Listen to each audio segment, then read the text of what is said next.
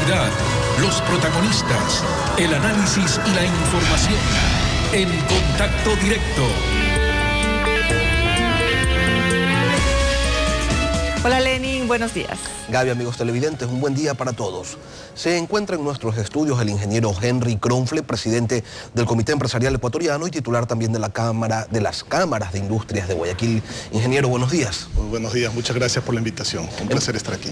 Empecemos por el tema del dinero electrónico. ¿Cómo ve el sector empresarial la intención de llevar adelante este proyecto? ¿Encuentran ventajas en esto o visualizan algún riesgo? Bueno, con mucha preocupación tengo que ser muy honesto con usted, porque lo que está escrito en la resolución 55, que es la resolución que regula el dinero electrónico, no es lo que se está hablando. Es decir, el texto no plasma el espíritu de la resolución y ahí tenemos un problema.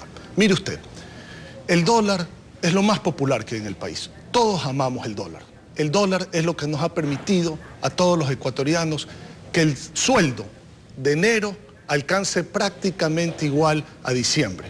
El dólar es lo que nos ha permitido comprar en cuotitas los electrodomésticos, el televisor, la cocina, la refrigeradora. El dólar es el único camino al buen vivir. Entonces, todos los ecuatorianos, sea sector público o sector privado, sean empresarios, formales, trabajadores, sindicalistas, estudiantes, sector informal, todos tenemos que poner el hombro uno al lado del otro para construir más fortaleza en ese dólar, para consolidar, para blindar. ¿Y qué es lo que los preocupa? Dos, ya le voy a decir qué es lo que nos preocupa. Para construir eso se necesita de una reserva. Esto se llama la Reserva Internacional de Libre Disponibilidad. Ese es el colchón de dinero, esa reserva que tiene billete, es decir, efectivo, que tiene oro, que se puede vender rápidamente para hacerse efectivo y que tiene cosas que no son tan fáciles de vender para ser efectivo. Esa reserva, y permítame enseñar una gráfica, esa reserva de libre disponibilidad internacional es la que cubre el dinero del pueblo que está en los bancos, que a su vez va al Banco Central, que se llama el encaje bancario. Eso es lo que cubre las monedas que circulan hoy de 50 centavos, 25 centavos, etc. Eso es lo que cubre lo que se denomina el sector público no financiero, es decir, el dinero de las empresas públicas, de los gobiernos autónomos descentralizados, de las prefecturas, etc. Eso hasta el 2008 era 1 a 1.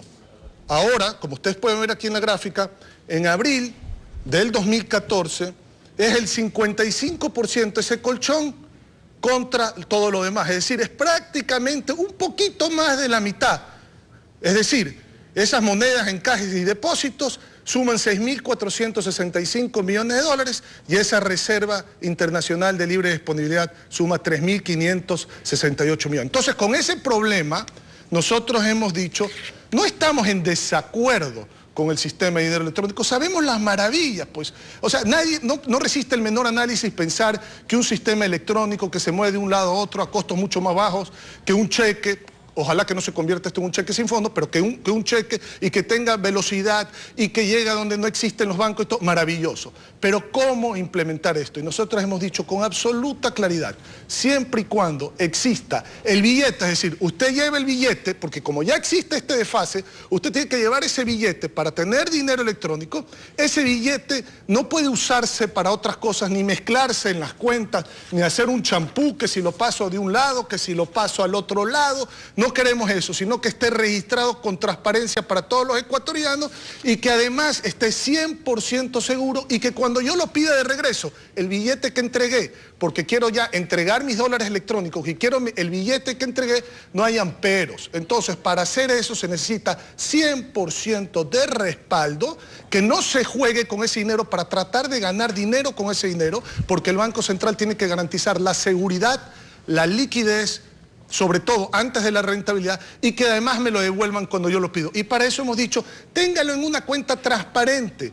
No nos importa estas cosas del sistema, de un sistema, téngalo en una cuenta transparente y blindada que nadie la pueda utilizar. En base a eso hemos pedido las modificaciones en una carta como Comité Empresarial Ecuatoriano, como Federación de Industria del Ecuador, como Cámara de Industria de Guayaquil, diciendo cuáles son las condiciones con las cuales debe de funcionar el dinero electrónico para la tranquilidad de todos. Y que seguramente se van a aclarar en el manual de procedimiento y operación del sistema de billetera electrónica que se tiene que expedir en el mes de septiembre. Es correcto. Pasemos a otro tema, ingeniero. En días anteriores la Federación de Cámaras de Comercio realizó un homenaje al alcalde de Guayaquil, Jaime Nebot, y en su discurso Blasco Peña-Herrera, como titular de esa organización, dijo lo siguiente. Lo invito a escucharlo.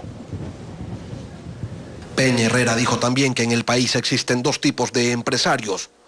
Diferenció a aquellos que respaldan al gobierno. Que quienes lo aplauden en sus monólogos y lo acompañan en sus periplos para escuchar aplausos preparados, esos no son representantes del sector comercial o del sector productivo. Esos son representantes de sus propios intereses comerciales, de sus propios intereses industriales, de sus propios negocios. Este es el escenario en el que vivimos actualmente, un sector empresarial dividido entre los que respaldan al gobierno porque están haciendo buenos negocios con él, según Peña-Herrera, y los que se ven afectados por las políticas que desde el régimen se implementan. Bueno, nosotros como dirigentes gremiales tenemos que tener algo absolutamente claro. Somos el puente entre el sector productivo y el gobierno. Esa es la función de un presidente de un gremio, no es otra. Entonces, habrán empresarios que les ha ido mejor que otros, habrán empresarios que están más cercanos al gobierno que otros, pero eso no quiere decir que todo lo que está pasando es malo, ni tampoco quiere decir que todo lo que está pasando es bueno. Nosotros aplaudimos lo bueno y por supuesto criticamos lo malo. Y cuando criticamos lo malo, hacemos esa protesta, pero siempre con una propuesta, como lo acabo de mencionar ahora. La protesta, el texto que está en la resolución del dinero electrónico no es el espíritu de la resolución. Y ahí hago un llamado al señor presidente de la República. Señor presidente, por favor, en algunas discusiones que hemos tenido antes, inclusive en persona, hemos hablado de esa certeza jurídica, esas reglas claras, de esa seguridad jurídica, y hemos inclusive conversado de lo importante de tener las leyes siempre y cuando lo que está escrito represente el espíritu de la ley. Y yo creo que en el caso del dinero electrónico, para hacer un símil entre estas declaraciones y lo que hemos hablado anteriormente, no hay, digamos, una contradicción entre lo que se está hablando por parte del Banco Central en sus declaraciones y lo que quiere el sector privado en general y el Ecuador en general. Lo que hay es que no coincide el texto de la resolución con el espíritu. Y ahí hemos pedido entonces, primero, que el dinero que se entregue sea el dinero que se utilice, no ningún otro dinero que se mezcle, que se haga una confusión. Dos, que se reporte de manera absolutamente transparente. Tres, que siempre ese dinero está ahí para respaldar la operación y que no se use ese dinero para ninguna otra cosa. Y cuarto, cuando requeramos ese dinero, no hayan peros, pero esto, pero el otro, sino que se devuelve inmediatamente. En ese sentido, esa es la propuesta y acabo de hacer la protesta, que es que no está escrito como debe de estar escrito para representar el espíritu de esta resolución. En ese sentido le digo, hay que tener cuidado como dirigentes gremiales. Yo además soy empresario, he sufrido cosas, he ganado cosas también, y entonces hay que tener un equilibrio porque nunca todo puede ser lo perfecto. Todo es perfectible, pero el dirigente gremial tiene que ser ese puente entre el sector privado y el gobierno. Y ese diálogo no puede parar, y más aún es cuando no se está de acuerdo, porque el diálogo existe cuando uno no está de acuerdo. Ingeniero, en lo que refiere al Código de Relaciones Laborales, como pocas veces ocurre, los trabajadores y los empresarios se han puesto de acuerdo para sentarse en una mesa, conversar, discutir los puntos polémicos de este Código del Trabajo, y han remitido el proyecto a la Organización Internacional del Trabajo, a la OIT, para que ellos señalen si la propuesta cumple con los estándares internacionales. Ustedes tienen además preparado un paquete de reformas que van a entregarlo al ministro o a la Asamblea o a la comisión que está conociendo este proyecto de ley. ¿Qué incluye? ¿Qué temas que no han sido tocados está incluyendo esta propuesta, este paquete que prepara el sector empresarial? Déjeme contestar por orden su pregunta. Primero nos centramos con el sector sindical a través del Parlamento Laboral Ecuatoriano, en donde están 4 de las 8 centrales sindicales del país. Le hemos pedido en carta formal al Parlamento que invite a las demás centrales sindicales para que exista un diálogo completamente inclusivo con el sector sindical. Esa invitación se ha hecho, hasta la fecha tengo conocimiento de que no hay respuesta. Y así nos lo han hecho saber el Parlamento Laboral Ecuatoriano. Por otro lado, fijamos una agenda en donde cada sector tiene que preparar, digamos, sus observaciones al proyecto de ley, sean pocas, muchas o todas, porque no vamos a estar restringidos en un marco de 528 artículos cuando sabemos de antemano que hay cosas que no está cubriendo ese Código del Trabajo, como el trabajo que no está, por ejemplo, en la relación laboral. Entonces, teniendo, digamos, esa posición del sector empresarial y teniendo, por el otro lado, la posición del sector sindical, nos vamos a sentar la próxima semana a hacer ese intercambio de propuestas para comenzar el análisis y comenzar la discusión. Mientras tanto, hemos hecho una carta en conjunto a la Organización Internacional del Trabajo. Ya vino la representante Carmen Moreno de la Oficina para América Latina, que está en Lima. Nos hemos sentado y le hemos entregado este borrador de proyecto que nos ha entregado el Ministerio de Relaciones Laborales.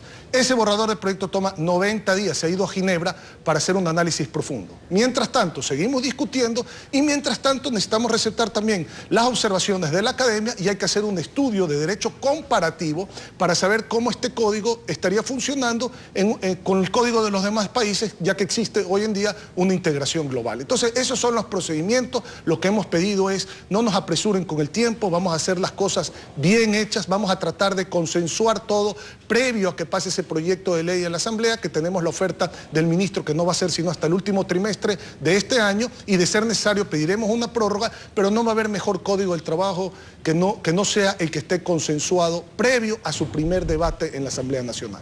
Queremos agradecer la presencia esta mañana del ingeniero Henry Kronfle, titular del Comité Empresarial Ecuatoriano, así como de las